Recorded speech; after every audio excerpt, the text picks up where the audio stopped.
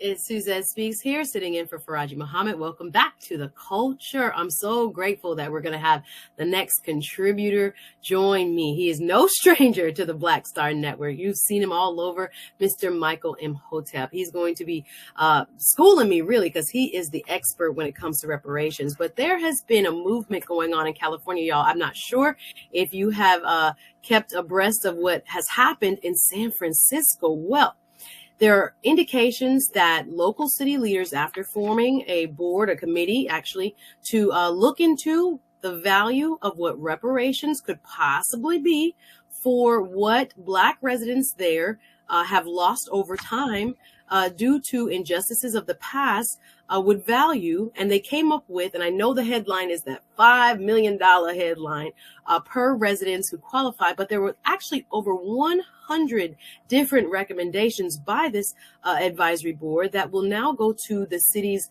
main board of governance for consideration. Now, I am so excited, yet even surprised, if I'm being honest, that the movement for reparations has gotten this far, so far that a city the size of San Francisco is thinking about putting a major policy initiative like this forward. Well, we're going to get to the bottom of this, and the devil, yes, is in the details. I want to welcome now, as a guest contributor today with me, Mr. Michael Imhotep. Welcome, sir.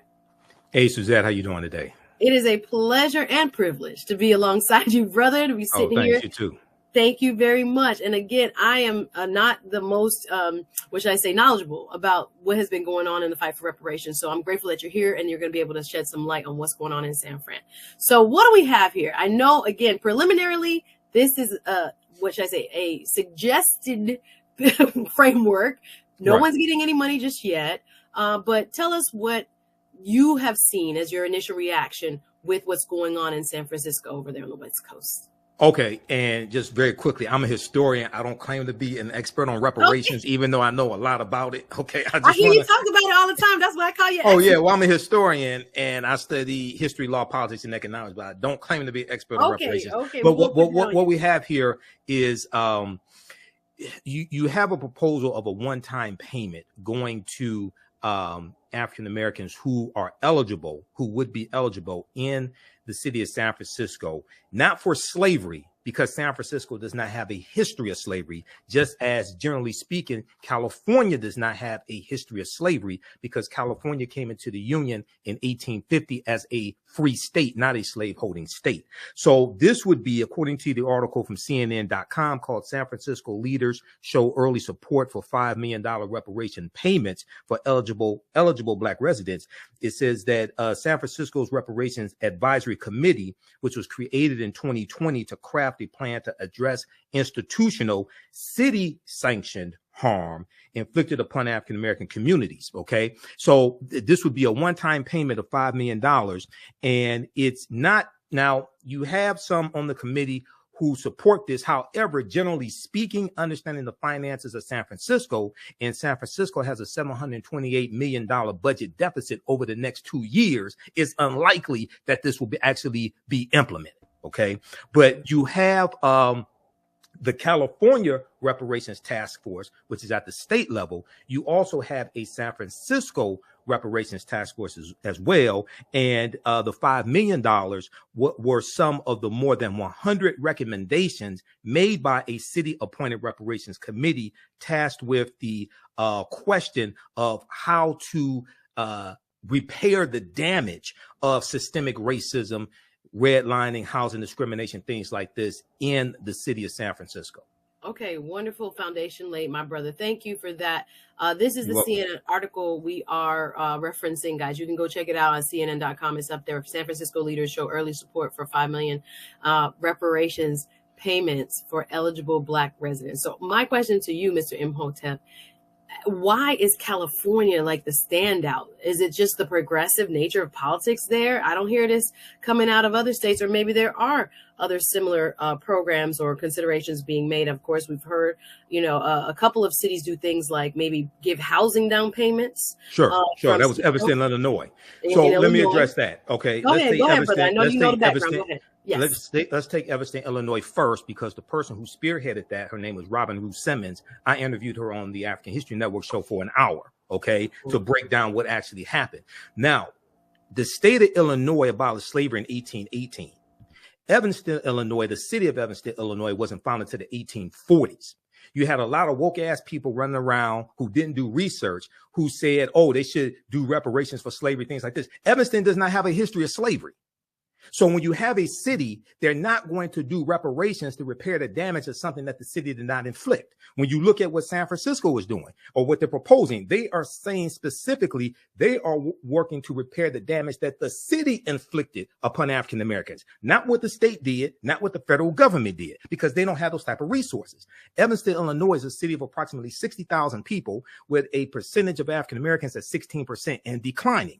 They don't have a history of slavery, but they had a rampant history of housing discrimination and redlining. And there's still some African Americans alive today who live in Evanston who were the victims of the housing discrimination and redlining. So this is what their reparations program, the $25,000 vouchers towards housing, was designed to remedy, not slavery. Okay, so when we look at reparations on a city level, and we have a reparations task force here in Detroit, I'm not on it, but I do know people on the reparations task force. They are looking at repairing the damage that the city did. You first have to understand history in your city and the damage that the city did to understand what to repair. California is very progressive because both the state legislature is controlled by Democrats. It's the most populous state in the country, and you have a Democratic governor, and that came through voting. Okay. The 500-page report that they released back June 1st, 2022 is the most comprehensive analysis of African Americans and what has happened to us since the Kerner Commission report came out in 1968. All right. So I encourage people to research what the California Reparations Task Force is doing, and they are going to the proposals for reparations is going to be distributed, if it passes the state assembly, based upon lineage. Okay, you'd have to be able to provide evidence that you are a descendant of a person of African descent who was here prior to 1900, or a person of or free African American here who was in the U.S. prior to 1900. The reason why they have to do it based upon lineage and not based upon race is because in the state of California, race-based policies are illegal. It's illegal to have a policy only for African Americans, and they want to make sure that if anything gets passed in the state legislature, it doesn't get overturned in court, which it will be, because Republicans will file lawsuits, and some brain damaged Negroes will also file lawsuits as well to block it. Okay, now at the federal level, Title VI of the 1964 Civil Rights Act, Section 601, non-discrimination and fairly assisted programs, bans race-based policies. So if reparations happens at the federal level, most likely what California is doing will be the model, because race-based policies at the federal level are illegal as well, which is why if we're seeking a legal remedy to a historical problem, we must understand both law and history. Well said, brother. Okay, I'm following you. I'm reading the chat. Y'all come on through with your questions. I see a chat member, his going by Oil King, and in his opinion, he has stated that he does not believe housing vouchers, so to speak, to be reparations. I think we need to define terms, because you've laid out, there is a school of thinking that it goes back to, the institution of slavery. There's a school of thinking that there was wrongs committed by law against citizens of African descent and were sanctioned by a local municipality or the state itself or the federal government itself.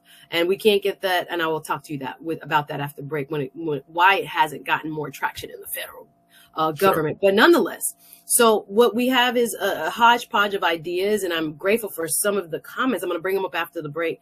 Yeah. When it comes I need to address that first comment. Yeah, go ahead and put up Oil King's comment. Thank you, Oil King, for being here. And I'm grateful for all my culture crew who are letting us know how they really feel. But this is what he wrote. He wrote, why is this considered reparations? How do you respond to that, please, Michael? Well, reparations for what?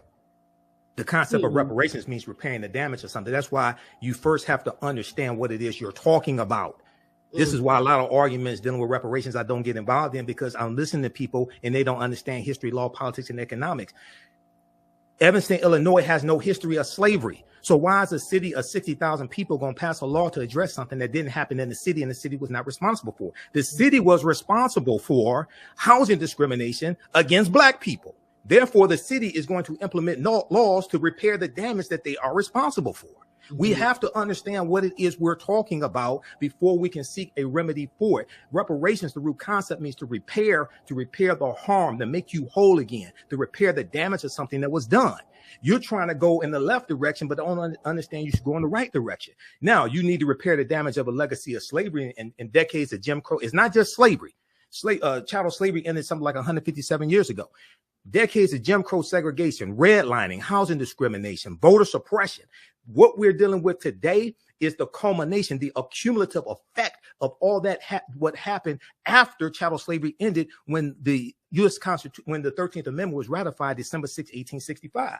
You have to look at the collapse of the end of Reconstruction, collapse of the Freedmen's Bank, understanding the redlining that was created by the federal government, understanding why you have African-American homes at a value of $48,000 less than comparable white homes, which is a cumulative effect of $156 billion less net worth for African-American homes than comparable white home. So that's dealing with a legacy that happens after slavery ends. So when we deal with repairing the damage of a history of slavery and all that happened after that, we have to change the laws and policies that were put in place that continue to inflict the harm today. Cash payments are not going to do that. Cash payments can be part of a comprehensive reparations problem, but anybody with any intelligence who understands the spending habits of African Americans know damn well if we all got $1 million a day, white people will have it all back by this time next week. And the only thing you would have done is stimulated their economy, but the laws and policies that now distribute the wealth, power, and resources will still be in place, still inflict the harm, and you haven't repaired the damage. Well, we're doing work over here. Michael is really breaking it down. Let's put up Chris Big. I see your comment there, brother. It says reparations really is the wrong word. Again, we're getting context now to as far as damages go in terms of the law in the United States. Consequential damages is one type of damages we would be eligible for under the law. Okay, I'm getting into the legalese here. And personally speaking, understanding white supremacy, I would take the name reparations off of it, because anytime you say reparations, it automatically brings up resistance. Oh, I would talk more understanding that most of the people who got to vote for these policies are white, especially at the federal level. Okay, I would talk about the actual policies and how it's going to help not just African Americans, but help America in general, because anything that benefits African Americans is going to help America in general. The executive order that President Joe Biden did for student loan forgiveness, that's going to move 500,000 African American families from a negative net worth to a positive net worth, but it will also benefit white people as well. It's going to really help a lot of African Americans, okay, and discharge a little more than 25% of our student loan debt is going to be discharged when you talk about African Americans, but it's also going to help a lot of white people also. So what's good for African Americans is also good for America. So when we present these remedies, when we present these policies, understanding that the majority of the people in the U.S. House of Representatives and the U.S. Senate who have to vote for this are white, you also need to talk about how it's going to help them and their constituents as well, not just African Americans, if you actually want to get something accomplished. I love it. We're peeling back the layers, y'all, but we got to take a quick break. I'm here on with Michael Imhotep doing work, y'all. This is The Culture. We'll be back with more right after this.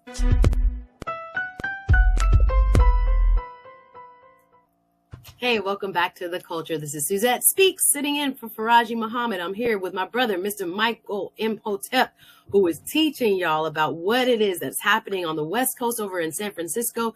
There has been a movement towards reparations for certain qualifying Black residents, and we're having a robust conversation here. I'm going to put up a few of your quotes. Let's bring back Michael Imhotep now. I see you in the chat, y'all. I see everybody, and I'm going to only be able to read a few. Let's go to a quote I saw by Mimi D726, the Culture Crew regular. Thank you for being here, sis. I see she writes that if the government gave us real reparations, and now this is a contention I've seen brought up many times when this discussion comes forward, Michael, the cost, right? That would bankrupt this country. Are we cool with that? How do we address this when we are having the conversation, whether it be on the municipal level, right? Or whether it be, state, or even next we'll talk about the federal levels. But what about the cost? How do we address that? Because I'm thinking $5 million possibly per resident. who qualifies in San Francisco. Like you said, budgetarily, it doesn't even kind of comport. That ain't gonna happen. Don't look for your check in the mail if you live in San Francisco. That's what people will say. Not happening. So how do you respond to a comment like this? Well, first of all, what are you repairing the damage of? You first have to analyze what happened to African people and analyze the damage that was inflicted to then understand how to repair the damage. Okay, this is why you have to understand the laws and policies that were put in place, the voter suppression, the housing discrimination. And one of the main ways that people have accumulated homes and have accumulated wealth in this country is through ownership of homes. One of the biggest programs to do that was the GI Bill. 1945, 1946, and from about 1946 to 1970, $67 billion was invested into the GI Bill. This gave low interest loans to veterans of World War II and who served in the military to get low interest loans to buy homes, start businesses, and to go to school, go to college. Okay. Largely speaking, African Americans were heavily discriminated against that, even though we served in World War II, even though we earned those benefits and our taxpayer dollars were paying for them. So when we talk about the cost of reparations, one, just giving a check don't solve, just giving a check does not repair the damage that was done. Okay. And then you have people who say, well, our ancestors worked for free for X amount for 246 years, things like this. Yes, there were 262 skills, trades, and crafts that our people had in this country from 1619 to 1865. Now, how do you enforce that? What law or that? Now, this may go outside the circumference of some people's awareness. I don't play games with people. When you understand getting reparations, you have to have a legal foundation to be able to enforce what it is you say that you want. What law are you citing that slaves were supposed to be paid in the first place? Yes, slavery was morally wrong. I agree. Yes, it should not have happened. But when you study the laws of this country, when you study the U.S. Constitution, which is the first legal document that you should read, slavery was sanctioned by the U.S. Constitution. It was legal. So what law are you citing the slaves were supposed to be paid? This is why the legal arguments that we make for this have to be different than a lot of the arguments that have been made in the past. One of the legal arguments, and I've talked about it on this show, deals with enforcing the Black Freedmen and Indian Treaties of 1866, which is what one of my teachers, Dr. Claude Anderson, has been fighting and enforced for years. And then more recently, Attorney Demario Solomon Simmons, who is of Muskogee Creek ancestry and who is a frequent panelist on Roland Martin Unfiltered as well. He's been fighting for that because that is an actual example of us getting some type of restitution or reparations from the 5 civilized tribes of Native Americans, the Choctaw, Chickasaw, Creek, Cherokee, and Seminole Indians, who all owned African slaves. And then after the Civil War ended, they were forced by the federal government to allocate land to those Africans that they own and set them free and give them membership in those Native American tribes, give them all the rights and privileges of Native Americans. When you studied Black Wall Street in Tulsa, Oklahoma, we love to talk about Black Wall Street. I've studied the history of it, but we don't understand that Tulsa, Oklahoma was founded by Creek Indians around 1834. And when they went into Oklahoma, they took their African slaves with them. And a lot of the early African-American landowners in what will become Black Wall Street, which was that business district, which began at the intersection of Greenwood, Arch, and Pine, a lot of those early African-Americans gained land from those Black Freedmen Indian treaties, which are still in effect today. But many of our ancestors were being pushed out of those treaties starting in 1941. So I'm for what will ever work when it comes to repairing the damage of a legacy of slavery, Jim Crow segregation, and racism and redlining. To understand what will work, we need to understand the history of what has worked.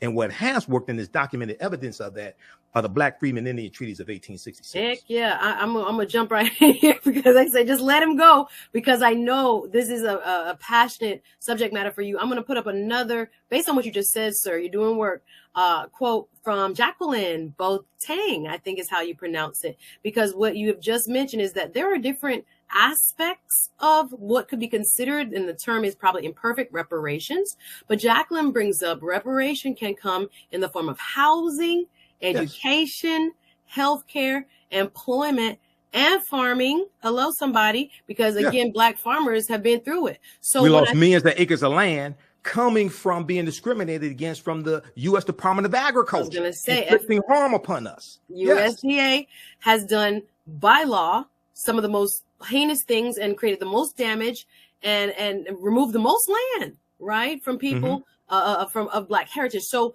when it comes to the check, because that's, I think some people are very hung up on the dollar amount, but there's other forms reparations can take. Would it be better? Or is it, like you said, depending on what was lost in the first place as a remedy of what law was in effect in the first place? But talk about the various types of reparations, even here in this specific case in California, in San Francisco, are being considered. Now, the headline gave you the $5 million per person, right? But there were other suggested remedies, over 100, in fact. So can you talk about what other, even in, the broader sense or directly related to the San Francisco proposal, forms of reparations that are being suggested? Various forms could be free college tuition, going a certain period of year without having to pay taxes. It could be allocation of land. For instance, just generally speaking, when you study the Homestead Act in this country, the Homestead Act of 1862, it gave over approximately 260 million acres of land, largely to white people in this country. They had to maintain the land for 5 years, and they had to pay the taxes on the land. Okay. And then after 5 years, the land was theirs. Okay. Well, you have tens of thousands of families, largely white families today, that still have land in their families that was given starting in 1862, but they gave away land for over 100 years. They kept giving away land up until about the 1970s or early 1980s. All right. Largely, African Americans were locked out of this massive land giveaway. That's the Homestead Act of 1862. Okay. This was legal. And this is an example of how we were being discriminated against. Then you have the Southern Homestead Act of 1866 that gave away about 45 million acres of land as well. So when we study the history here of massive land giveaways, then when you talk about housing is extremely important, because that's one of the main ways that people create wealth in this country. And because of redlining, which was created by the U.S. federal government around 1937, and what redlining did was they took a map and they drew red lines around areas where African Americans lived. And what happened was they made it either impossible to get homeowners insurance or insurance for businesses in those areas, or you had to pay a very high rate. Okay. And then we were discriminated against when it came to get low interest loans. Like when you have the suburbs that are being built after World War II. Okay. You had white people who were able to get 3% down on low interest loans to get homes built out in the suburbs. African Americans were largely locked out of being able to take advantage of those benefits we earn in our taxpayer dollars paid for. So we're locked in the inner city.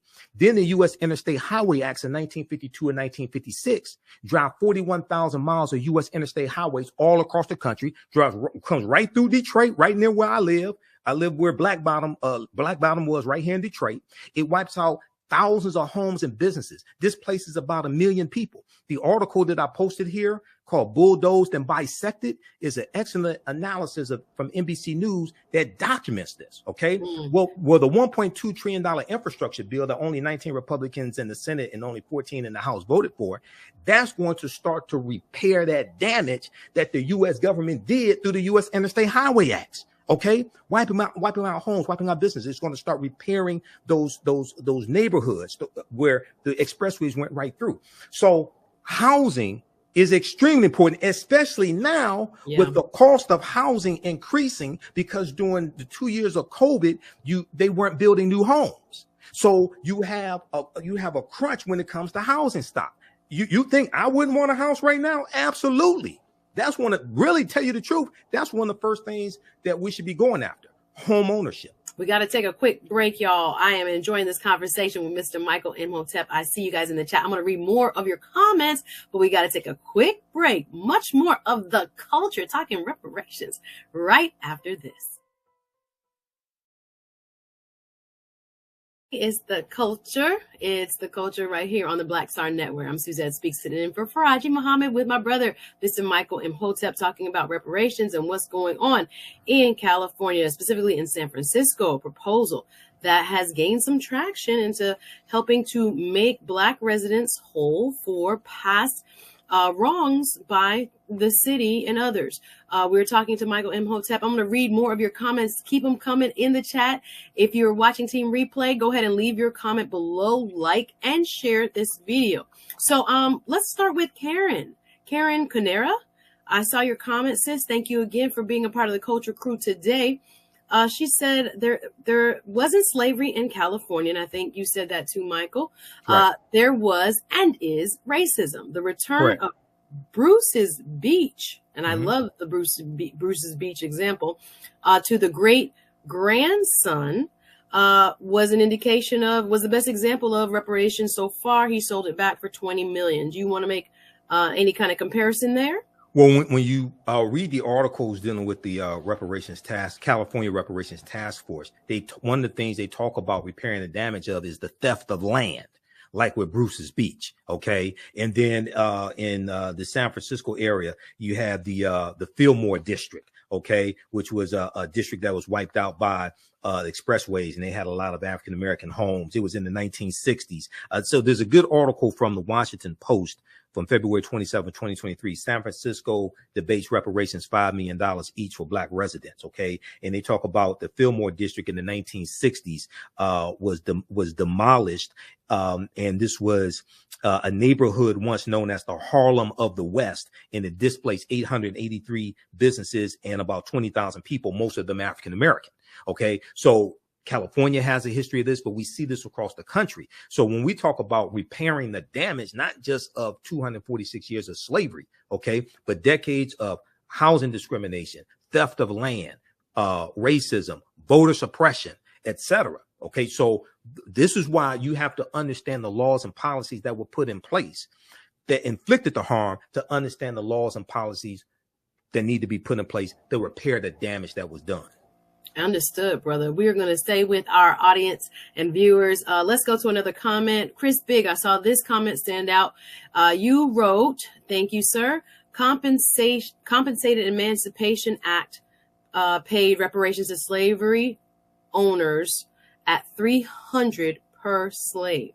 That was only in Washington, D.C.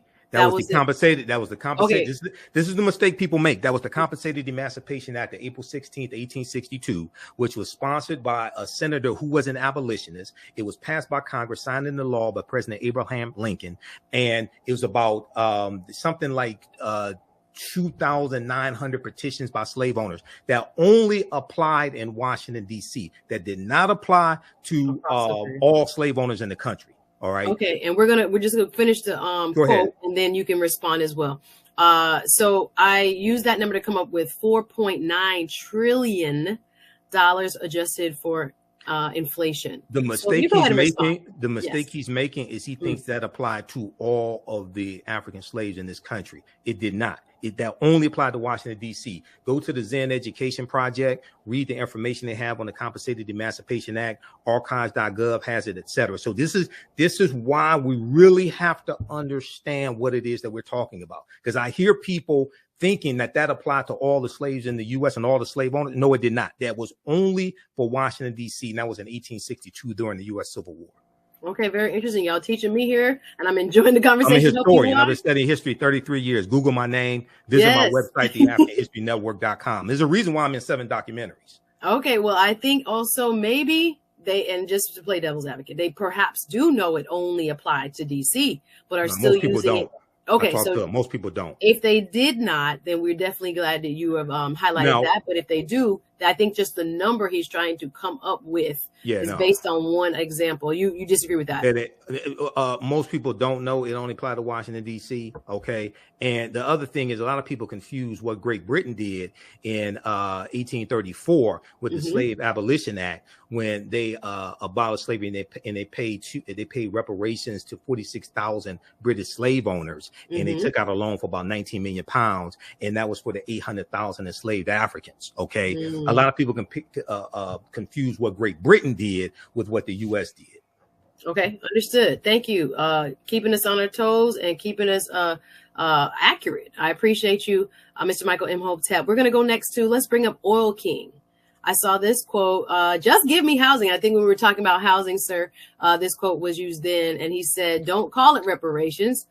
We have plenty of housing programs. So he said he doesn't need the title reparations, although it could be used to make Black people whole. I know you went kind of in depth with that. Do you think that is one of the, I guess, most reasonable or possibly, which I say, you use the word resistance, probably would be least resisted means of providing Black folk? Coming from the federal government, part of it. See, we have to have comprehensive repairing of the damage. It's not going to be just one thing. It's not going to be just one bill. Okay. Mm-hmm. So home ownership, and not just home ownership, free property taxes. Because see, there's a history of African Americans having their property taxes over assessed, and then we lose our home when we can't pay the property taxes. This is one of the ways our land has been stolen from us. Over assessing property taxes, the heirs' property rights, when it comes to a loophole, when it comes to land ownership. And this is one of the ways that a lot of African-American farmers have lost their land with the heirs property loophole, which is, say for instance, say if 10 grandchildren inherit land, okay, from their grandfather or grandparents, and then one of them sells the land to a speculator, part of their land to a speculator, then there's a loophole that allows them somehow to be able to take over the rest of that land. This is heirs property. All right. When you study this, we've lost millions of acres of land through that. So it can be part of a comprehensive repairing of the damage. But this is why you first have to understand what happened to us. And one of the mistakes we make is we try to start studying our history in slavery. As a historian and as a student of Professor James Small, Dr. Leonard Jeffries, and Professor Kabahai Watha Kamane, I have to say, when we talk about repairing the damage and making us whole again, we first have to understand who African people were and what African people had before we were put into an institution of slavery that stripped us of our history, names, culture, spiritual systems, folklore, mores, nationalities, things of this nature, and put us into an institution that put us into the category of chattel.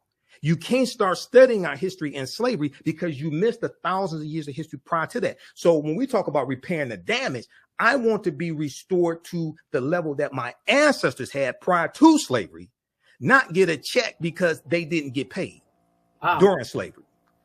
This is a totally different concept. I was going to say that conceptually, I've never heard reparations placed as in what we would have been I'm trying to tell you, we have to refashion how we think about repairing the damage. You first have to analyze the damage that was done. That's very deep. I love this question. We got to take a quick break after this. But Lana L says, does the African History Network have a reparations class? I would love to. We have history classes. You and me both, sis. We have history classes that I teach that deal with not just the history of slavery, but thousands of years of history leading up to slavery taking place. I teach that on Saturdays, 2 p.m. Eastern Standard Time. It's called Ancient Kemet, the Moors, and the Ma'afa, Understanding the Transatlantic Slave Trade, what they didn't teach you in school. And then the class I teach on Sundays, 2 p.m. Eastern Standard Time, Black resistance movements from the Haitian Revolution, the U.S. Civil War, Civil Rights Movement, and Black Power movement. So we deal with understanding, repairing the damage, reparations, things like that in both of those courses. Visit my website, theafricanhistorynetwork.com, theafricanhistorynetwork.com. You can register for those. And I'm also teaching I'm doing a free online lecture Saturday, March 18th, 12 noon Eastern Standard Time in honor of Women's History Month or Black Women's History Month. It's called Great African Women in History, the Mothers of Civilization. So you can register for all that at our website, theafricanhistorynetwork.com. But we do deal with understanding reparations better and repairing the damage and who we were before we were put into the institution of slavery. I love it, y'all. We have more time. Listen, I got to get to a few more comments. I'm enjoying this conversation on reparations with Mr. Michael Imhotep. We got to take one more quick break, y'all. Don't go anywhere. We're going deep. I'm Suzette Speaks in for Faraji Muhammad. More of the culture right after this.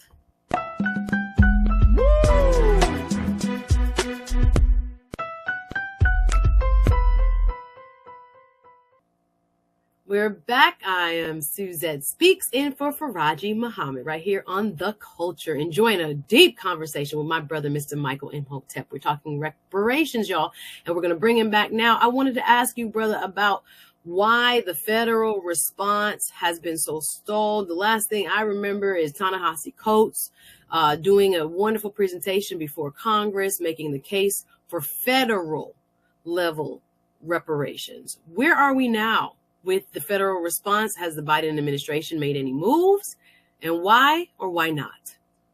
Okay, so the biggest push at the federal level has been H.R. 40, which was first sponsored by the Honorable John Conyers here in my city, Detroit, 1989, the year after Japanese Americans, year after the bill to pay Japanese Americans $1.6 billion divided into $20,000 per Japanese American. So it went to about 82,250 for the being put into internment camps during World War II.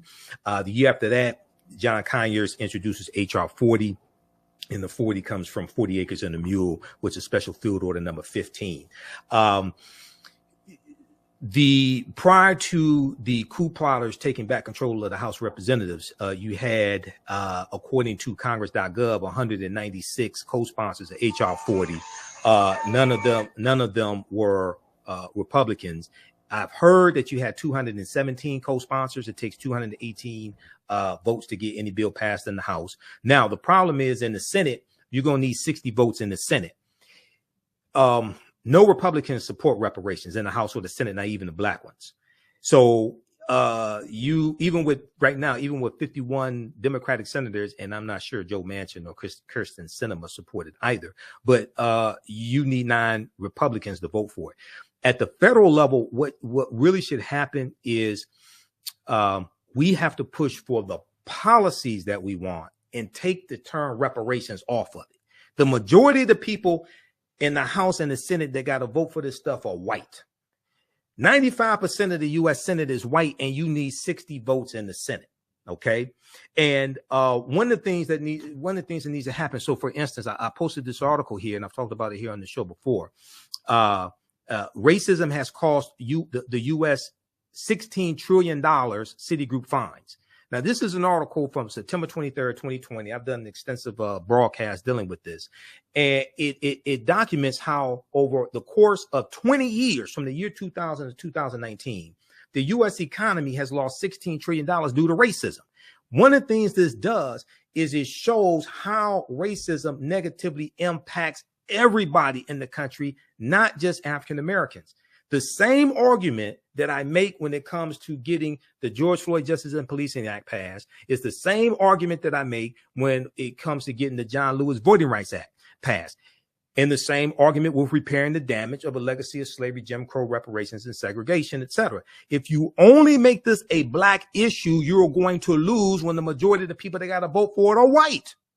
If you actually, if you can pull up that article, because what it does is it goes and looks at 3 categories, and it says that black workers have lost $113 billion in potential wages over the past 2 decades because they could not get a college degree. Okay, so if you correct that, then they can buy homes, they could buy cars, things like this. This helps grow the GDP. This helps grow the economy. Number 2, the housing market lost $218 billion in sales because black applicants could not get home loans. This helps banks. This helps real estate agents, etc. This helps grow the economy. Number 3, about $13 trillion in business revenue never flowed into the economy because African-American entrepreneurs could not get access to bank loans. Most importantly, they go on to say the U.S. could have $5 trillion in gross domestic product over the next 5 years if those gaps and others were closed today. This is dealing with laws and policies. So when you repair these laws and policies, it helps everybody. Wow. So we have to, and what this study does, and there are others like it, it shows how racism is hurting everyone in this country, even though we may get the brunt of it. Okay. So we have to also understand how to market the benefits of correcting these structural inequities, as opposed to just focusing on how it's going to help African Americans when the majority of the people that got to vote for this stuff are white. Yeah, I've never heard it framed that way, quite frankly. My degree's in business administration, not history. Yeah, and I'm thinking to myself, would people rather, and again, maybe commentators would agree or disagree, do you think that the majority population would rather shoot themselves in the foot than actually make money and allow black people to also make money? Like, that's what that's saying. Is am I incorrect? In business school, we talk about a win-win proposition. Right. If I want a deal from you, I got to explain to you what's in the deal for you, how it's going to help you. Okay. And that, even though you have a lot of people who mean well and their hearts are committed to this, that largely, that's not what's happening. Right. We have to talk about how correcting these structural inequities will help everybody. Yeah. Wow. Okay. Not even though we'll get the majority of the benefit because we got the majority of the harm. This will help repair America also. That's amazing. Policies that are good for African Americans are good for America in general. In general, I believe as well. Let's go to a few more comments, y'all. We have about 10 minutes left. Chris Big, I saw when you responded to what Mr. Imhotep proposed. Chris's opinion states when the damages begin is a legal question as opposed to a historical one. Thank you for your comment. Let's go to Lana L next. Thank you, sis. She wrote, HR 40 has been dismantled to garbage. Now, if we don't even have the votes in the Senate, nobody is voting for it in the Senate. What benefit does it have? Like, how can we continue to keep it at the fore? Many of us who, support one party or another, mostly the Democratic Party, see this as, something that they have kind of overlooked. Is there a way that the public at large can put this back into, the conversation, at the forefront of the conversation, where many people think it deserves to be, as opposed to kind of like, oh, it's a back burner, and I guess, wait on cities and states to do it instead? What are your thoughts? Okay, first thing that has to happen is America needs a massive history lesson, because Americans are very ignorant of history. I'm not just talking about African Americans. I'm talking about Americans in general. One of the good things about Juneteenth becoming a federal holiday is it can become very powerful if we use it correctly, because Juneteenth is the only federal holiday that deals with slavery. Okay, this is an opportunity to have a national conversation of not just about slavery and the harm that was inflicted upon African Americans, but what happened after slavery ended. Okay. The collapse of Reconstruction, the collapse of the Freedmen's Bank in 1874, and African Americans lost $2.9 million in deposits. How our land was taken away after Reconstruction ended, the voter suppression that was implemented. And then also, a lot of people don't know that you have between 8,000 and 20,000 white Southerners who fled the U.S. and they went to Venezuela, Cuba, and Brazil, because slavery was still legal there, because they did not want to live under rule of Republicans and deal with free African Americans running around as well. So America must have a massive history lesson with June 1st becoming a National Day of Remembrance of the Tulsa Race Massacre. That's an opportunity for us to have a national conversation of not just the greatness of Black Wall Street, but that ties right into the Black Freedmen Indian Treaties of 1866. Okay. Because that's how a lot of early African-American landowners got land to build Black Wall Street, was from those treaties. All right. So we have to understand that, one, America needs a massive history lesson. Two, you have to use that history lesson as a platform to push the policies that have to be put in place to help repair the damage. And three, talk about how repairing the damage will benefit everybody in this country, not just African Americans, when white people are the majority of the people who have to vote for these laws. Now, if we were 70% of the population, it'd be totally different with 13.5%. Okay. Right. And we only make up 2.5% of the U.S. Senate. And I say half because half the time Senator Tim Scott doesn't act like he's Black. Well, hold on now. We about out of time. He's against reparations, by the way. Tim Scott is? Okay. Tim Scott if he jumps into the race. He voted against the John Lewis Voting Rights Act. He blocked the George Floyd Justice and Policing Act. Okay, he voted against Judge Ketanji Brown Jackson. He voted against Kristen Clark being a deputy head of the Civil Rights Department of the Department of Justice. He's phenotypically Black, not consciously Black. All right, now we got to wrap up because there's so much more that we can say about this. I want to get a quick 30-second prediction.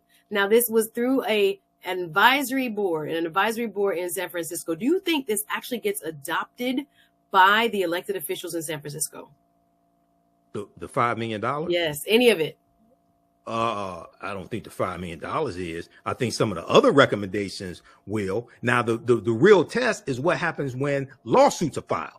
This is why you have to be on strong legal footing to withstand, because whatever you pass, laws get interpreted by the judicial branch of the government, and that can go to federal and it can go to the U.S. Supreme Court. All right, we're out of time. We'll have to leave it there. Thank you, Michael Imhotep, for doing work today on the culture. Appreciate you coming through. Of course, we'll come visit you. Thank you very much, everybody, for watching. Please, if you are not already subscribed to my channel, I do have a little YouTube channel going on. Go over to Suzette Speaks. Just look it up on YouTube, Suzette Speaks. And I want to thank my brother Faraji Muhammad for allowing me to fill his very large shoes right here on the culture. I appreciate all the culture fam for watching, commenting, sharing, and for holding us down in general. I hope you enjoyed the conversation. I'll be back tomorrow, also guest hosting. That's it for us today, y'all. We'll see you tomorrow. Thank you so much for watching. Hotep, everybody. Hey, this is Michael Imhotep, founder of the African History Network, host of the African History Network show. So I was on Faraji Muhammad's show, The Culture, today, Thursday, March 16th. And Suzette Speaks was sitting in for Faraji. And we talked about San Francisco, the California Reparations Task Force and the San Francisco Reparations Task Force. And we talked about one of about 100 proposals coming from the San Francisco Reparations Task Force, and is getting a lot of headlines, and it deals with $5 million, a one-time payment of $5 million to eligible African Americans in San Francisco, not for slavery, and also the president of the NAACP in San Francisco, who sits on the committee for both the Reparations San Francisco Task Force, San Francisco Reparations Task Force, and the California Reparations Task Force, Reverend Amos C. Brown, who's the president of the San Francisco NAACP. He has come out in opposition to the $5 million payment. So you have a lot of people putting out misinformation on social media. So I want to give you the facts and break this down, okay? Because you have a lot of people who disagree with the $5 million. I said on Faraji's show is unrealistic and it's not going to happen, all right? So let's look at a few factual articles so people can stop putting this nonsense out here, lying to our people. Let's look first at this article from February 27th, 2023 that I referenced today on Faraji's show. San Francisco debates reparations, $5 million each for Black residents, ? $5 million each for Black residents. Conservatives say the proposal to give qualified Black residents $5 million each would be financially ruinous for the city.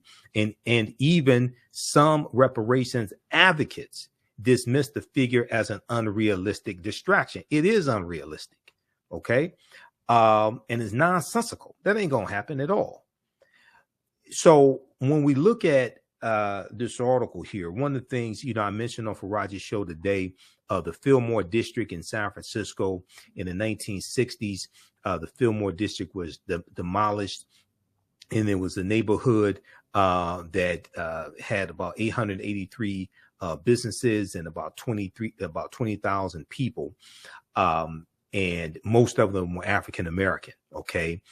Decades later, thousands of people remain displaced, and the neighborhood has turned into a predominantly white enclave of multi-million-dollar homes. Now, when we look at San Francisco, just like California does not have a history of slavery. So when we talk about repairing the damage, it's not just for slavery, it's for decades of Jim Crow segregation, housing segregation, redlining, voter suppression. It's a number of different things, not just reparations, not just slavery. Okay, so first and foremost, a lot of what we think we know about reparations, we need to discard, we need to throw it away and start at the bottom, dealing with history, law, dealing with facts and evidence. Because a lot of this stuff floating around is just nonsensical, and it's designed to generate revenue for the people who keep pimping our people, lying to them, putting this nonsense out here, and elevate their social media platforms or whatever the hell it is that they're trying to do. Now, to compensate for that and other instances of racial discrimination, the city's African American Reparations Advisory Committee recently recommended that qualifying Black residents receive $5 million each in reparations. Okay. Now there's, I'm going to deal with a more updated article from March 14th, because there's over 100 recommendations that the committee has made recently. Okay. And this came out Tuesday, March 14th, 2023. Now, the if we go down right here, to compensate, let's see here. I want to go to this part right here. Okay, to compensate for that and other instances of racial discrimination. Okay, now next line. There wasn't Eric McDonald, chair of the Reparations Committee and the principal of Peacock Partnerships, a San Francisco-based consulting firm, said there was not a math formula. Quote, it was a journey for the committee towards what could represent a significant enough investment in families to put them on this path to economic well-being, growth, and vitality that chattel slavery and all other policies that flowed from it destroy. Okay. Now, the proposed, end quote. Okay. The proposed reparations program is not a recompense for slavery, not a recompense for slavery. This is the first thing people have to understand, because San Francisco does not have a history of slavery. Okay. The article goes on to say from the Washington Post, slavery was never legal in San Francisco, but instead the committee's report says, for quote, the public policies explicitly created to subjugate Black people in San Francisco by upholding and expanding the intent and legacy of chattel slavery, the intent and legacy of chattel slavery. But California doesn't have a history of slavery, neither does San Francisco. Now, there were about 1,500 people that have been identified as like in a semi-slavery status in California, because when California became a state in the Union in 1850, it came into the Union as a free state. So slavery was abolished. They did try to ban all free African Americans in California under Burnett, the first governor of California. They did try to do that. Now, when you have the gold rush taking place, 1849, 1850s in California, you have African Americans who are in a semi-slavery status, but it's about 1,500 that are identified, and even the California Reparations Task Force will tell you this. Okay, so this basically is not for slavery, just so people understand. All right, now, if we go and look now, Dr. William Darity, who's one of the top authorities on reparations, is against the $5 million being proposed. Okay. Now, if we go to page 2 of this article, it says even some within the reparations movement have dismissed the figure as unrealistic. There are no widely accepted formulas for paying reparations, says Dr. William A. Darity Jr., an economist who has been advocating for reparations for decades, but the number should be, quote unquote, somewhat realistic. Dr. William Darity went on to say, quote, calling for a $5 million payout by a local government undercuts the credibility of the reparations effort, because it's stupid. It's not going to happen. What a lot of these people who are putting this nonsense out here and getting our people hyped up, okay, what a lot of them won't tell you is that San Francisco, and I'm trying to find it right here, San Francisco has a budget deficit of $728 million over the next 2 years. You think they're going to give $5 million each to African Americans, and we're like 6% of it, something like is about 50,000 African Americans in San Francisco. You think they're going to give $5 million each? And they did. Yes, their overall budget is $14 billion, but they're dealing with a $728 million budget deficit. And let me go to, I'm going to show you that here because I have a few articles because I want to deal with facts and evidence here. I don't want to deal with a lot of this nonsense that people like to put out, just lying and pimping our people with misinformation. Okay, let's see here. I think it's in the article from Washington Post.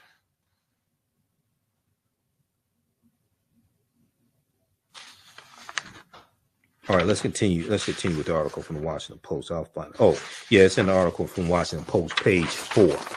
Okay, let's look at this page 4.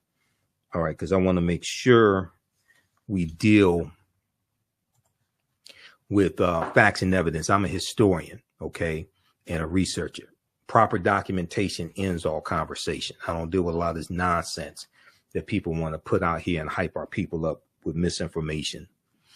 Let's see. Okay, if we go to page 4 of the article, it's like the third paragraph from the bottom. I would have put that up in the first 2 paragraphs, to be honest with you, if I was writing this article. Right here. Despite being home to Silicon Valley's tech billionaires, San Francisco faces a $728 million budget deficit over the next 2 years. San Francisco faces a $728 million budget deficit over the next 2 years. And even some reparations committee members are critical of the proposal of the $5 million. It distracts from now, this is Reverend Amos C. Brown, who is the president of the San Francisco branch of the NAACP, and he's on the task force for both the California Reparations Task Force at the state level and the San Francisco Reparations Task Force at the city level. He said it distracts from the report's other recommendations, said Reverend Amos C. Brown, a member of both San Francisco and the state's Reparations Task Force. Quote, you can't put a dollar tag on the horrifying and hellish evil that our ancestors went through. He's been the pastor of San Francisco's Third Baptist Church since 1976. He said, quote, but what you can do is implement simple, practical programs that will deal with our health challenges, our educational needs, our economic needs, and creating spaces for us to connect as a community for our cultural needs. Now, what people don't seem to understand, so once again, San Francisco does not have a history of slavery. What people don't seem to understand is that whatever gets passed, there are going to be lawsuits filed, and it's going to have to go to court. And you want to make sure that you're on strong legal footing so that whatever you pass at the city level doesn't get overturned in the judicial branch of government, doesn't get overturned in the courts, because this is what's going to happen. All right. And nobody wants to talk about that.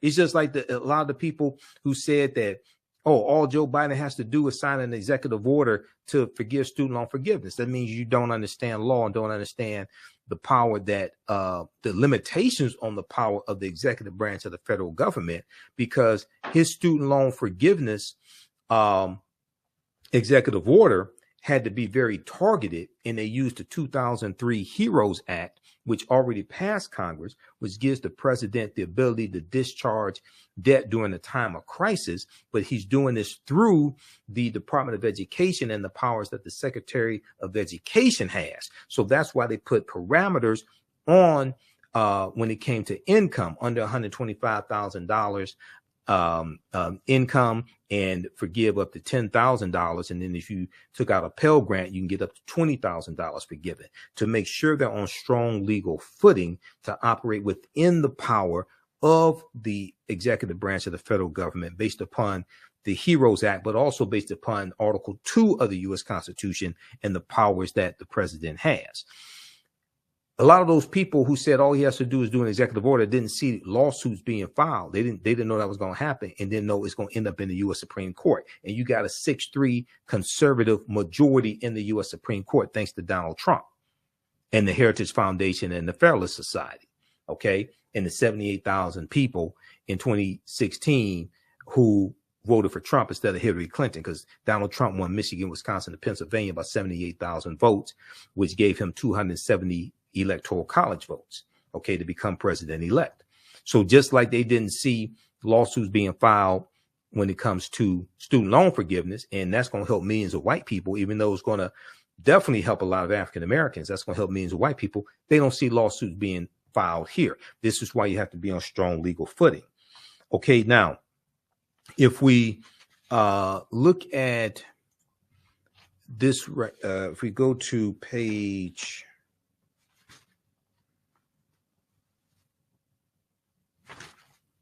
Let's go to page 2. You go to page 2 here in the article from the Washington Post.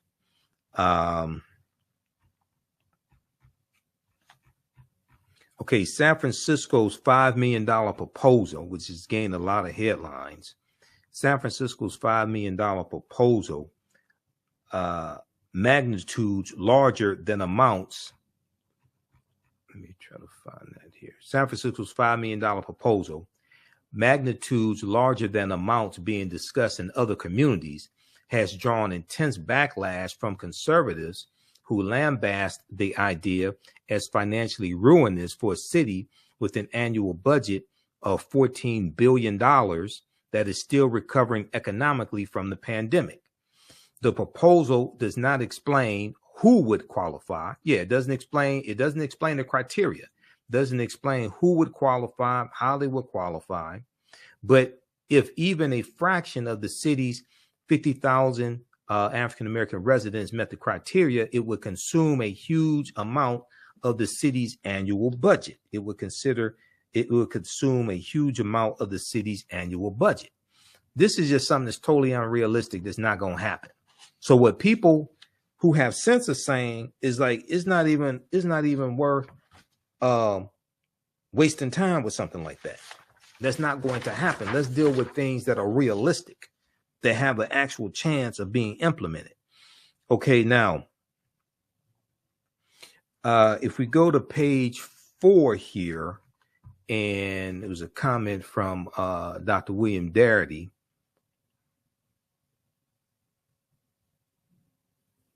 This one deals with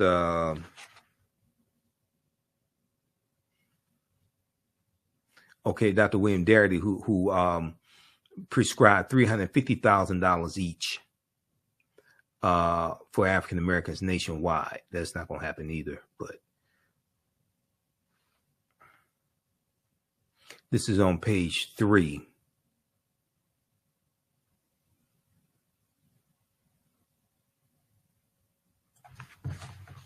Let me find this. Hold on just a second. Okay, so right here. Meanwhile, Dr. William Darity, the economist says Black Americans should receive at least $350,000 each in a federal reparations program. A federal reparations program. Okay. A figure based on his calculation of the country's racial wealth gap. Dr. William Darity, who's a public policy professor at Duke University, said, we see the racial wealth gap as this core indicator of the cumulative effects over time of white racism and white supremacy on living Black Americans whose ancestors were enslaved here. Okay, this is extremely important, this part here. The cumulative effects over time. Okay, this is not just dealing with slavery. This is dealing with decades of Jim Crow segregation, racism, redlining, voter suppression, segregation when it comes to homes, being segregated out of jobs, segregated out of opportunity, theft of land, express 41,000 miles of U.S. interstate highways running through our communities, wiping out tens of thousands of homes, displacing hundreds of thousands of African Americans.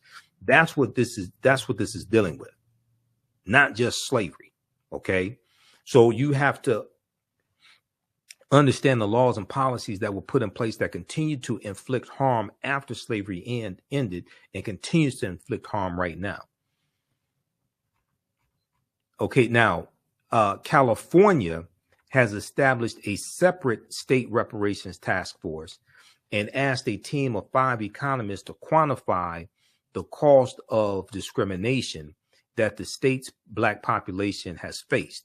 Now, the team calculated California's maximum liability for discriminatory housing policies, because California does not have a history of slavery, discriminatory housing policies between the years 1933 and 1977, and settled on the figure of $569 billion. That would work out to $223,239 for every African-American California resident. All right. Okay, so check out the rest of this article here from the Washington Post. San Francisco debates reparations, $5 million each for Black residents. This is from February 27th, 2023 by Emmanuel Felton for the Washington Post. Okay, so let's deal with like realistic remedies, not nonsensical, fantastical, simple Simon ass nonsense that sounds good in headlines but is not going anywhere. All right, now you also have this article here from the Associated Press that was picked up by NBC News, and in this article, let's see here. I want to go to. Let's pull this one up. Okay, San Francisco board open to reparations with $5 million payouts. This is from March 14th, 2023. You can read the entire article. I'm not going to go through the whole thing. It's just a part that I want to highlight. We just look at the first couple of paragraphs here. So the draft reparations plan released in December is unmatched nationwide in its specificity and breadth. Okay, so this was updated March 15, 2023. Now, payments of $5 million to every eligible Black adult. They haven't set the criteria yet, so we have no idea what it would be. The elimination of personal debt and tax burdens. The elimination of personal debt and tax burdens. Guaranteed annual incomes of at least $97,000 for 250 years, and homes in San Francisco for just $1 a family. Okay, these were some of more than 100 recommendations made by a city-appointed reparations committee tasked with the thorny question of how to atone for centuries of slavery and systemic racism. Okay, but California does not have a history of racism. Neither does San Francisco. And the San Francisco Board of Supervisors, hearing the report for the first time, Tuesday voiced enthusiastic support for the ideas listed, with some saving money with some saying money should not stop the city from doing the right thing. If the city don't have the money, it ain't gonna happen. Let's just be realistic. Okay, it's not, stop living in fairy tale land. If the city don't have the money, it's not gonna happen, and you have to make sure you're on strong legal grounds, because when you get sued, that can be overturned in court. Okay, so this is why we have to deal with what's realistic and what you are on legal footing in doing, not something that just sounds like fantasy. Okay. Several supervisors said they were surprised to hear pushback from politically liberal San Franciscans, apparently unaware that the legacy of slavery and racist policies continues to keep Black Americans on the bottom rungs of health, education, economic prosperity, and overrepresentation in prisons and homeless populations. Okay, so are they talking about in the U.S. or San Francisco? Because once again, now I said this on Faraji's show today. What people have to understand when you deal with city-based reparations, the city is looking to repair the damage that the city was responsible for inflicting. The city of San Francisco, the city of Detroit, the city of Evanston, Illinois, is not looking to repair the damage that the federal government did or the state government did, because basically they don't have those type of resources. They're looking to repair the damage that the city historically did based upon the laws and policies that the city implemented. That's why you have to be clear on what it is that you're talking about. The draft reparations plan released in December 2022 is unmatched nationwide in its specificity and breadth. The committee has not done an analysis of the cost of the proposals, but critics have slammed the plan as financially and politically impossible. An estimate from Stanford University's Hoover Institution, which leans conservative, has said it would cost each non-Black family in the city of San Francisco at least $600,000. Even if it costs each non-Black family in the city of San Francisco $300,000 or $200,000, that's not going to happen. I'm just telling you right now. Okay, don't wait for your reparations check in the mail. Especially $97,000 a year for 250 years for African Americans in guaranteed annual incomes in San Francisco. No, that's not happening. Now, in San Francisco, African American residents made up more than 13% of the city's population, but more than 50 years later, now this was this was, I think, in the 1960s. But more than 50 years later, they account for less than 6% of the city's residents and 38% of its homeless population. The Fillmore district once thrived with Black-owned nightclubs and shops until government redevelopment in the 1960s forced out residents. Okay, and you have the expressways that come through and displaced a lot of African Americans. Now, fewer than 50,000 Black people still live in the city of San Francisco, and it's not clear how many would be eligible. Possible criteria include having lived in the city during certain time periods and descending from someone incarcerated for the failed war on drugs. Okay, critics say the payout make no sense in a statement in a state and city that never enslaved people. This is what I'm trying to explain to people. You have to understand what it is that you're talking about. You can't just, especially when you deal at the city level, you have to understand the history of that city. You're dealing with repairing the damage that the city inflicted, not what the state government did or what the federal government did. Critics say the payouts make no sense in a state and city that never enslaved Black people. Opponents generally say taxpayers who were never slave owners should not have to pay money to people who were not enslaved. Okay. Now, yes, reparations needs to take place in San Francisco and California, but it should be based upon repairing the damage of the laws and policies that were implemented by the state of California and by the city of San Francisco. That's what you're repairing. Okay, advocates say that that view ignores a wealth of data and historical evidence showing that long after U.S. slavery officially ended in 1865, government policies and practices worked to imprison Black people at high rates, deny access to home and business loans, and restrict where they could work and live. That doesn't, I mean, they may talk about opponents to reparations in general, but no, this is, even when you read what the California Reparations Task Force is saying, and when they put out their 500-page study, and they talk about what happened in the state of California, they deal with housing discrimination when it comes to bank loans, to get mortgages and start businesses, all different types of things. And they talk about they talk about California primarily. They do talk about the U.S., and they talked about how African Americans have been harmed, you know, throughout the U.S., but they focus on California based upon policies that California implemented. All right.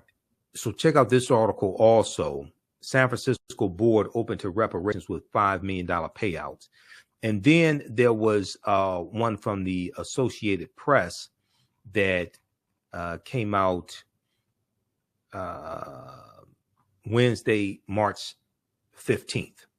Wednesday, March 15th from the Associated Press.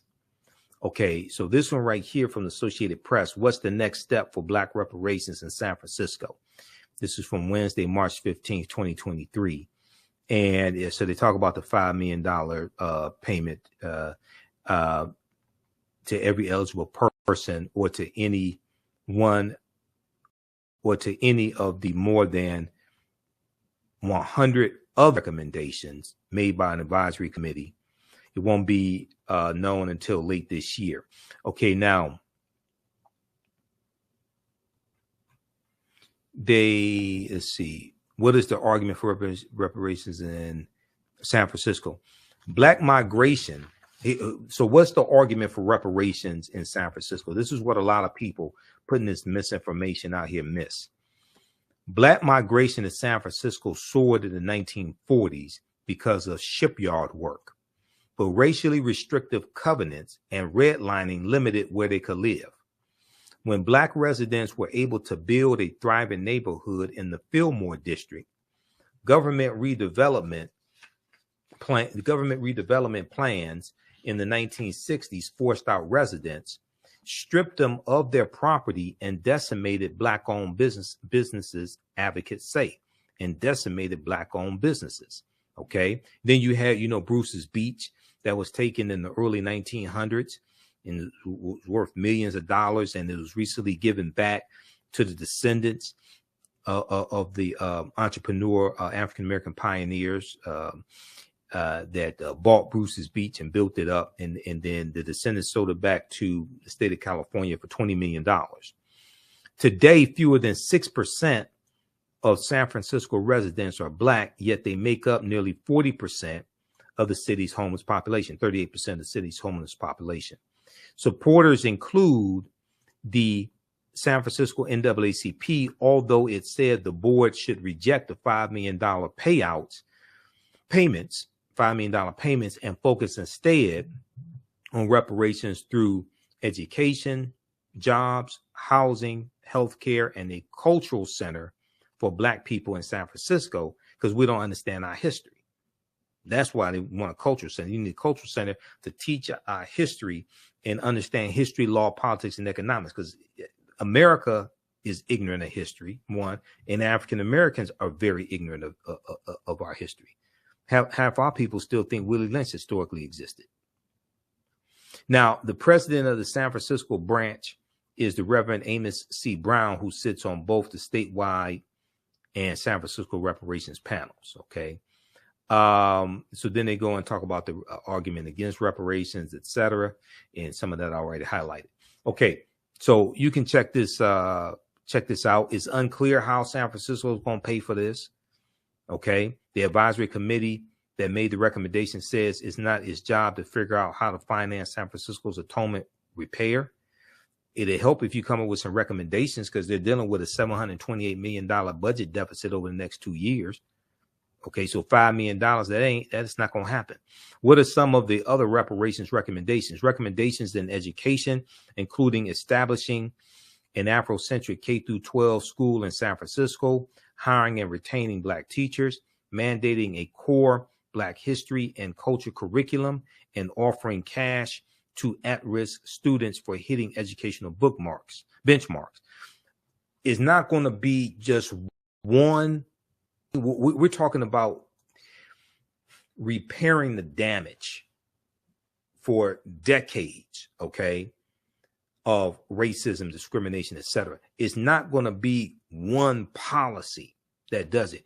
We have to have comprehensive reparations. It has to be a number of things. You first have to identify the harm that was done through the various laws and policies, then implement multiple laws and policies to address that harm that was done and repair the harm that was done. That's why it's not going to be just one policy. You have to have comprehensive reparations. Recommendations in health include free mental health, prenatal care, and rehab treatment for impoverished Black San Franciscans, victims of violent crimes, and formerly incarcerated people. The advisory committee also recommends prioritizing Black San Franciscans for job opportunities and training, as well as finding ways to incubate Black businesses,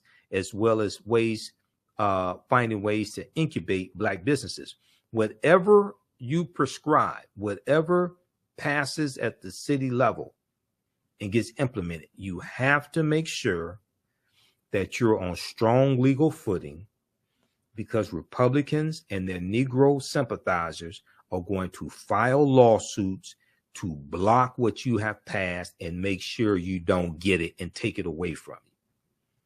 That's why I cannot stress this enough. You have to make sure it can withstand legal challenges, because it will be challenged legally. There's no deadline for supervisors to agree on a path forward. The board next plans to discuss reparations proposals in September 2023, after the San Francisco African American Reparations Advisory Committee issues a final report in June of 2023. Okay. All right. Read the rest of this here. This is from the Associated Press. What's the next step for Black reparations in San Francisco, by Janie Har, H-A-R, March 15th, 2023 is when this article came out. All right. So hopefully that sheds some light on more on our conversation today on the culture with Faraji Muhammad. Suzette Speaks was sitting in for Faraji. And I know I was going fast. We was trying to get in a lot of information in a short period of time. Okay. All right. If you like this type of information, be sure to support the African History Network, $ the AHN Show through Cash App, $ the AHN Show through Cash App. Also, register for the online history classes that I teach, because while I was on the show, somebody posted in the comments, and Suzette Speaks read the comments. Do I teach history classes? Do I teach classes on reparations? I teach online history classes. We discuss reparations some in the classes, but more importantly, we deal with history. So there's two main history classes that I teach: 12-week online history courses, Ancient Kemet, the Moors, and the Ma'afa, Understanding the Transatlantic Slave Trade, what they didn't teach you in school. Kemet's one of the original names for Egypt. The Ma'afa is a Kiswahili term referring to the Great Disaster, our Holocaust, the transatlantic slave trade. Teach this class Saturdays, 2 p.m. to 4 p.m. Eastern Standard Time. Visit our website, theafricanhistorynetwork.com, theafricanhistorynetwork.com. Register right now for it. Click right here, register for the full course. We do the sessions live. All the sessions are archived and recorded. You can go back and watch it anytime. So on Saturday, March 18th at 12 noon Eastern Standard Time, I'm doing a free online lecture, Great African Women in History, the Mothers of Civilization.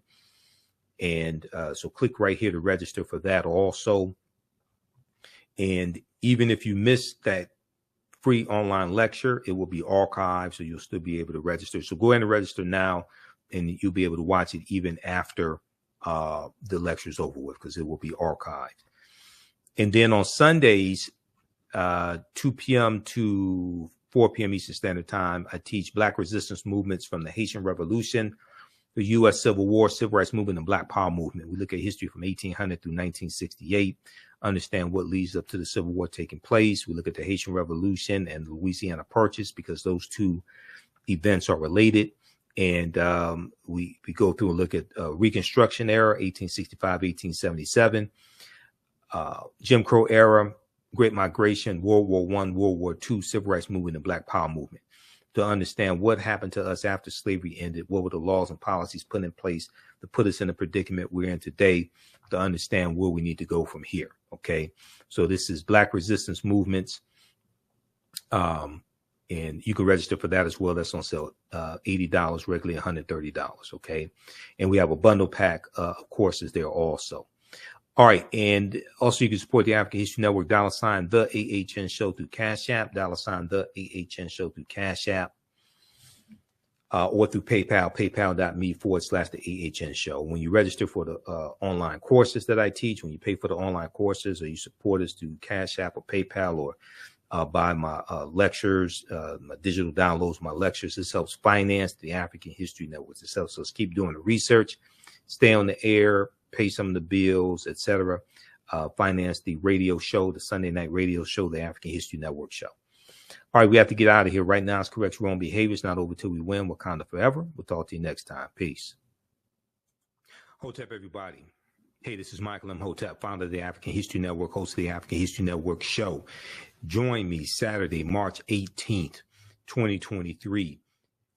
2 p.m. Eastern Standard Time for my 12-week online course, Ancient Kemet, the Moors, and the Ma'afa, Understanding the Transatlantic Slave Trade, what they didn't teach you in school. This is a fantastic online course that I teach, and we deal with thousands of years of history and what leads up to the transatlantic slave trade taking place. Visit my website, theafricanhistorynetwork.com, theafricanhistorynetwork.com. We have the information right on the homepage of the website. You can register for this online course. We do the sessions live. All the sessions are archived and recorded. You can go back and watch it anytime. So I teach this class 2 p.m. to 4 p.m. Eastern Standard Time on Saturdays. If you missed any of the previous classes, as soon as you register, you'll be able to watch them. So the class is on sale, $80, regularly $130.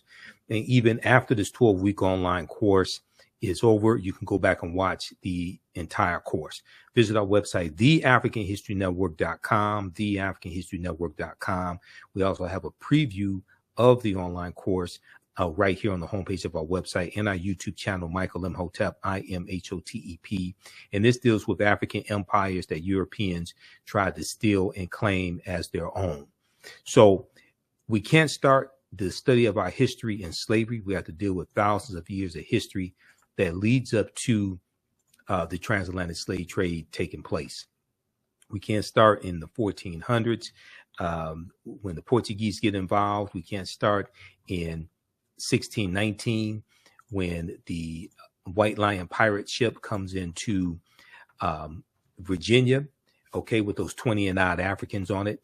We have to deal with the history chronologically, and we also have to look at the 800-year occupation of Europe by the Africans known as the Moors, who are going to take the teachings from ancient Kemet, ancient Egypt into Europe and bring Europe out of the dark ages. Okay. So I do a PowerPoint presentation. We have book references, articles, video clips, and we bring history to life. We deal with a timeline of history also. And this is a online course that I've been teaching on and off since 2017. I put together the curriculum. I've been studying history 33 years. I'm a historian and the host of the African History Network show for 13 years. Now, this course not only deals with the transatlantic slave trade, but we deal with thousands of years of history that leads up to the transatlantic slave trade taking place. August 20th, 2019 marked the 400th year anniversary of the 20 and odd Africans who came into Point Comfort. August 2016-19 in the colony that would be known as Virginia.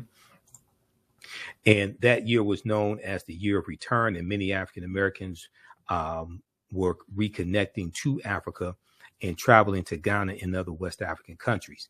When we discuss the transatlantic slave trade, we have to first understand that African people are the original people of North, Central, or South America, and we've been in the land we call the United States of America. We've been in the land that we call the United States of America going back at least 51,700 years. So we look at archaeological discoveries that have taken place over the last 15 to 20 years. We look at Dr. David Imhotep's book, The First Americans Were Africans, Documented Evidence, and I've interviewed him about 13 times in the African History Network show. We know his book is backed up by 713 footnotes, 7 peer-reviewed articles. Page 14 of his book, he lays out 13 different types of evidence, thoroughly documenting an African presence in the area today we call South Carolina, going back at least 51,700 years ago. They found artifacts, architecture, campsites, carvings, Egyptian writings, footprints, and lava, genetic M174D haploid groups dealing with DNA and genetics, linguistics, paintings, skulls, skeleton structures, and tools. These were of the Khoisan. The Khoisan have the oldest DNA on the planet. They are the short-statured Africans, okay? And a October 2012 genetic study published in Science magazine found that the Khoisan in Southern Africa are the oldest ethnic group of modern humans, with their ancestral line originating about 100,000 years ago. The Khoisan, formerly called by the derogatory term Bushmen, are genetically unique, and no other currently known population had separated so early from our common modern human ancestor, according to the report. So we take you through our history chronologically. We look at different archaeological discoveries that are causing scientists and archaeologists to push the timelines back. They're realizing that all of this is much older than we thought. The deeper they dig, the blacker the planet gets, the more research they do, the older we get, okay? Like this discovery here in February 2010 on Crete, new evidence of very ancient mariners. This article from the New York Times, and it deals with evidence on the Greek island of Crete where they date stone tools dating back at least 130,000 years ago. Crete has been an island for more than 5 million years, which basically implies people had to have sailed there. We look at this discovery here from Morocco, June of 2017, where they found remains of Homo sapiens dating back at least 300,000 to 350,000 years ago. But the earliest previous Homo sapien bones dated back only 195,000 years ago in Ethiopia. Okay, so this is over 100,000 years prior to that. So what we see is that African people are much older than what we have originally been told. We look at the African presence in Asia, okay, as well. We look at the African presence in Mexico, like with the Olmecs, and we look at the Mandinka Egyptian Olmec connection that Dr. David Imhotep deals with in The First Americans Were Africans, Documented Evidence. We look at the 800-year occupation of Europe by the Africans known as the Moors, who go into the Iberian Peninsula today known as Spain and Portugal. And it's going to be these teachings from ancient Kemet, ancient Egypt, that bring Europe out of the Dark Ages, okay? So we deal with all this in this 12-week online history course that I teach called Ancient Kemet, the Moors, and the Ma'afa, Understanding the Transatlantic Slave Trade, where they didn't teach you in school. We'll look at different African symbols like the Tekken.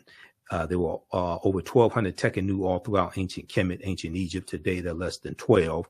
And when we look at the Washington Monument, that is an ancient African symbol called a Tekken, which represents the resurrection of the African king Asar in the story of Asar, Aset, and Heru, who the Greeks called Osiris, Isis, and Horus. We know there were approximately 1,200 Tekkenu built in ancient times in ancient Kemet, but only about a dozen are found today. Many of the Tekkenu removed from Egypt are now in Istanbul, Turkey, London, England, Paris, France, Berlin, Germany, New York, Rome, Italy, Vatican City, and elsewhere throughout the world. The Tekkenu are now called obelisks by their new owners, and few know their origin or that they symbolize the resurrection of the African king Asar. So one of the books that we use in the class is Egypt on the Potomac by Tony Browder. This comes from page 17. You don't have to buy any of these books, but we use them as reference and I show you the text on the screen. Okay, so if you want to buy the books for your library, you can, but you don't have to feel obligated to do that. And then coming from Aset and Heru, you get the Black Madonna and Child, which is worshipped all throughout Europe, especially in France. There are over 300 images and statues of the Black Madonna and Child. Then you get the decolorized version with the white Mary and Jesus. Okay, so we go throughout history to understand what happened to us. We look at the presence of African people in the Americas prior to Christopher Columbus as well. And then we go through and look at this history chronologically to see what leads up to the transatlantic slave trade taking place.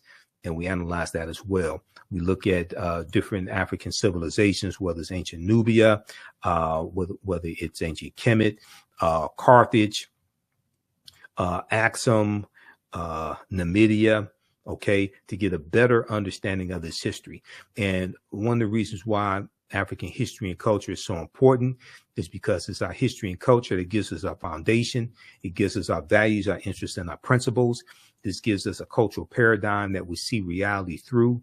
And it's our African principles, our values, our interests, and our principles, and that cultural paradigm that influence our economic empowerment and our political empowerment. So we have to have a synthesis of all three of these as opposed to just one of them. What you do for yourself, what you do to yourself, and what you allow other people to do to you and get away with is based upon what you think about yourself. What you think about yourself is based upon what you have been taught about yourself. What you've been taught about yourself is based upon everything you've read, heard, and seen about yourself. Your understanding of politics is directly related to your understanding of history, because politics is the legal distribution of scarce wealth, power, and resources, and the writing of laws, statutes, ordinances, amendments, and treaties, their adoption, interpretation, and enforcement. And we know is laws and policies that also shape historical events. Laws, policies, and conditions shape historical events. Okay, so the more that you understand about history, the more you understand about politics. And so we have to understand history, law, economics, and politics.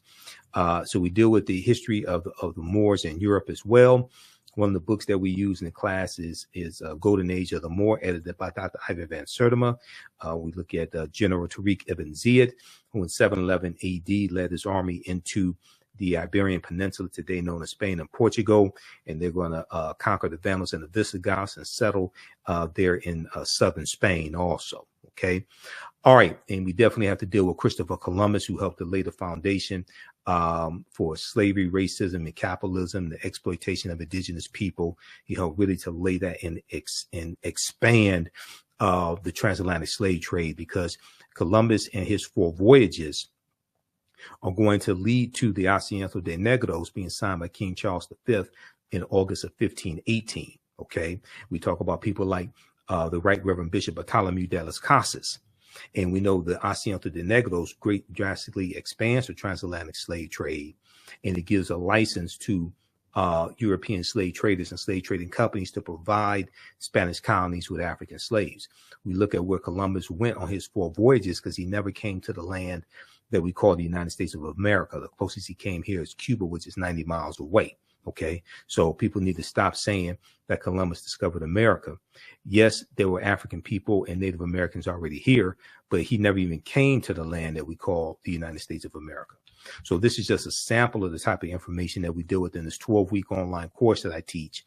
Ancient Kemet, the Moors, and the Ma'afa, understanding the transatlantic slave trade, what they didn't teach you in school, is on sale right now at our website, theafricanhistorynetwork.com, theafricanhistorynetwork.com. It's on sale $80, regularly $130. We do the sessions live Saturdays, 2 p.m. to 4 p.m. Eastern Standard Time. Next class is Saturday, March 18th.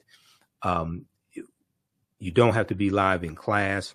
You can watch it archived. Even a year from now, 2 years from now, you'll still have access to the full class. You can still go back and watch it. Okay. Now, we have a bundle pack of courses, so you get both classes that I teach for $120. And then the class that I teach on Sundays is Black resistance movements from the Haitian Revolution, the Civil Rights Movement, the Black Power Movement, 1800 to 1968. Okay. Next class is Sunday, March 19th, 2023. We teach this 2 p.m. to 4 p.m. Eastern Standard Time. Same format as the first class, same price and structure as well. All right. And registering for these online courses. This helps support the African History Network. This helps to financially support the African History Network so we can keep doing the research, stay on the air broadcasting the African History Network show, pay some of the bills, etc., upgrade equipment, all of that. Okay. We look at history from 1800 to 1968, Black resistance movements from the Haitian Revolution, the Civil War, Civil Rights Movement, and Black Power movement. So we look at the Haitian Revolution, the U.S. Civil War, the Louisiana Purchase of 1803, because the Haitian Revolution and the Louisiana Purchase are related. We look at what leads to the Civil War taking place, the Reconstruction era, 1865, 1877, Jim Crow era, Civil Rights Movement, Great Migration, 1915, 1970, World War I, World War II, Civil Rights Movement, the Black Power movement. Okay. We go through and look at this 168-year period of history to understand what happened to us after slavery ended. What were the laws and policies put in place to put us in the predicament that we're in today, and also understand how history is repeating itself with voter suppression laws that are targeting us, increases in domestic terrorism, increases in hate crimes against us as well. Okay. Right now, it's correct wrong behavior. It's not over till we win. Also on Saturday, March 18th, I'm doing a free online lecture, because March is Women's History Month, also Black Women's History Month. I'm doing a free online lecture Saturday, March 18th, 12 noon to 1:30 p.m. Eastern Standard Time. Great African Women in History, the Mothers of Civilization. Great African Women in History, the Mothers of Civilization. So we'll look at numerous profiles of African women all throughout our history, from antiquity to the Civil Rights Movement to African goddesses. Everybody from Queen Nzinga to my aunt, Ya Santiwa, Queen T, Queen Charlotte Sophia, Angela Davis, Valerie Thomas, Madam C.J. Walker, her mentor, Annie Turnbull Malone, Asada Shakur, Dr. Patricia Bath, and many others. This is a free online lecture that I'm doing Saturday, March 18th, 12 noon to 1:30 p.m. Eastern Standard Time. Click right here to register here for this online lecture. And even if you miss it, if you can't join us live, you'll still be able to watch it on demand. It'll be archived. We're going to record it and it will be archived. Okay. So visit our website, theafricanhistorynetwork.com, theafricanhistorynetwork.com, for great African women in history, the mothers of civilization. We deal with some well-known and not so well-known African women in our history from all different time periods. If you'd like this type of information, also, you can support the African History Network, $ the AHN show through Cash App, $ the AHN show through Cash App, also through PayPal, paypal.me/the AHN show. We have the information on the homepage of our website, theafricanhistorynetwork.com. And if you've taken any of my online courses in the past, okay, if you pay for any of my online courses in the past, you get a 50% discount on our course bundle pack. So you get the course bundle pack on sale, 50% off. So it'll be $60. That's a $300 value on the course bundle pack. There'll also be 5 of my lectures in the video library that'll be uploaded also. So you get that bonus. So that's a $300 value. Email me at ahnshow@theafricanhistorynetwork.com, ahnshow@theafricanhistorynetwork.com. If you've taken any of our online courses in the past, you are a returning student, and we're going to give you 50% discount on the bundle pack of our classes. All right, look, we have to get out of here. Remember, the African History Network right now is correct your own behavior. It's not over till we win. Watch me on Fridays, 6 p.m. Eastern Standard Time on Roland Martin Unfiltered on the Black Star Media Network, or follow Roland on Facebook and YouTube at Roland Martin. And then also watch me normally on Mondays, 4 p.m. Eastern Standard Time on Faraji Muhammad Show, The Culture. Okay. And I was on Thursday, March 16th, because I wasn't on this past Monday. And that's on Roland's network, also the Black Star Media Network. And be sure to listen to my radio show, the African History Network Show, Sundays, 9 p.m. to 11 p.m. Eastern Standard Time on 9:10 a.m. Superstation WFDF here in Detroit. And also when we're on live, we broadcast on Facebook and YouTube, the radio show, The African History Network on Facebook, Michael Imhotep on YouTube. We have our social media platforms here. And also you can listen to audio podcasts of the African History Network show. Just click right here to listen to podcasts, or wherever you get your audio podcasts from. Search for the African History Network show. We're on iHeartRadio,